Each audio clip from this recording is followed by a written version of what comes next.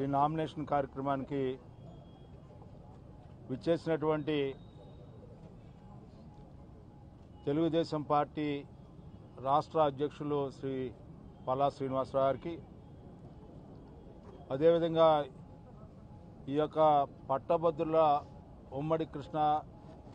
గుంటూరు జిల్లాల ఎమ్మెల్సీ అభ్యర్థి ఎంపిక చేసినటువంటి తెలుగుదేశం, జనసేన, బీజేపీ నాయకత్వానికి, ఈ యొక్క కార్యక్రమంలో పాల్గొనడానికి విచ్చేసినటువంటి మంత్రివర్యులకి, శాసనసభ్యులకి,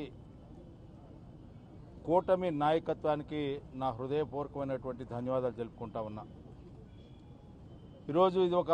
మహోన్నతమైనదిగా నేను భావిస్తా ఉన్నా. ఇప్పటి వరకు నా రాజకీయ ఆలోచన,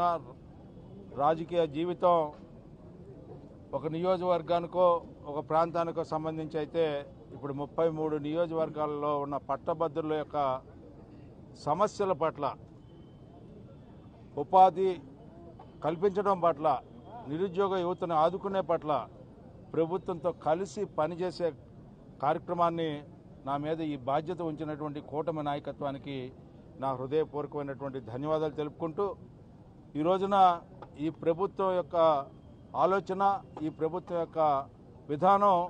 ఈ రాష్ట్రాన్ని అన్ని రంగాల్లో కూడా ముందుకు తీసుకెళ్ళడానికి నిరంతరం ప్రయత్నించే ఈ ప్రభుత్వానికి, ఈనాడు పట్టభద్రులుగా ఎవరైతే ఉన్నారో వారందరికీ కూడా నా విజ్ఞప్తి ఏంటంటే, పనిచేసే ప్రభుత్వానికి, ప్రగతి సాధించే ప్రభుత్వానికి, ఈ రోజున మంచి ప్రభుత్వానికి, 7 నెలలుగా కొనసాగుతున్నట్టు ఈ మంచి ప్రభుత్వానికి మద్దతు పలకాల్సినటువంటి బాధ్యత ఈరోజు పట్టభద్రుల మీద ఉంది అని చెప్పే భావన. ఆ నేపథ్యంలో ఒక వ్యక్తిగా, ఒక ఎమ్మెల్సీ అభ్యర్థిగా మీ అందరి యొక్క సహకారం, ఆశీస్సులు, సహాయాన్ని కోరటం అనేది నా బాధ్యత అయినా కూడా, ఈ రోజున ఈ ప్రభుత్వానికి మద్దతు పలకాల్సినటువంటి బాధ్యత మీపై ఉంది. ఆ రకంగా ఈ ప్రభుత్వం పనిచేసే ప్రభుత్వానికి మీరు మరొక్కసారి ఓటేయమని చెప్పి కోరుకుంటూ, ఈ గెలుపు, కాబోయే గెలుపు, విజయం ఈ రోజున ఈ ప్రభుత్వానికి అని చెప్పి మనందరం కూడా కూటమి విజయం అని చెప్పి ఈ సందర్భంగా విజ్ఞప్తి చేస్తూ,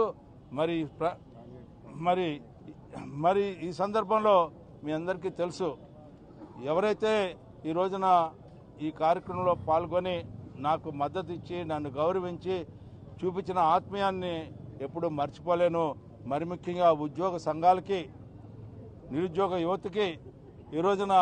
ఎవరైతే ప్రైవేటు యాజమాన్యం వీళ్ళందరూ ఉన్నారు కదా, అందరి సమస్యలు, విద్యా విధానం పట్ల కానీ, లేకపోతే ప్రభుత్వ సంఘాల సమస్యల పట్ల కానీ, అంతేకాకుండా నిరుద్యోగ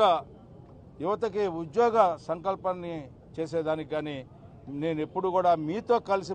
పనిచేస్తానని చెప్పి. ఎందుకంటే ఒకటే గుర్తుపెట్టుకోండి, ఈ రోజున అరిసేవారు పనిచేస్తారో చేయలేరు చెప్పలేరు, కానీ ప్రభుత్వ ప్రతినిధిగా, ప్రభుత్వం యొక్క గెలుపు ద్వారా ఈనాడు నేను శాసనమండలి సభ్యుడినైతే, ఈ రోజున ప్రజల తరఫున ప్రభుత్వానికి సారథిగా ఉంటానని చెప్పి, అది 100కి 100 పాళ్ళు వాస్తవం అని చెప్పి మీకు విజ్ఞప్తి చేస్తూ సెలవు తీసుకుంటా ఉన్నాను.